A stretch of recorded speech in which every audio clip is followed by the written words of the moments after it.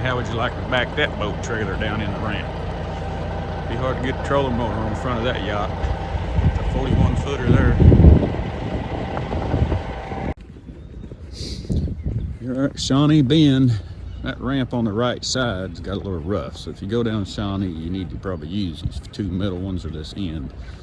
This is the park people trying to find out where the cracks are and repair them. Brave souls out in this cold water today. Did y'all figure anything out? Yeah, that first lane over there, it's in a little rough shape. Oh yeah? Yeah. Y'all put a traffic cone or something in front of that ramp. We talked about it. I think it gets stolen pretty quick. That's true. Yeah. Oh damn. Maybe that will keep. That feels like a decent fish right there. Come on, baby. Oh, I think I got him hooked sideways. Got him hooked sideways.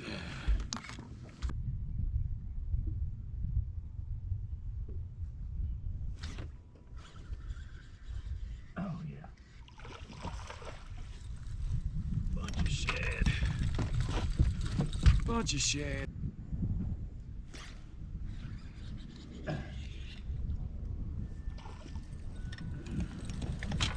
We're chasing this shad back in here.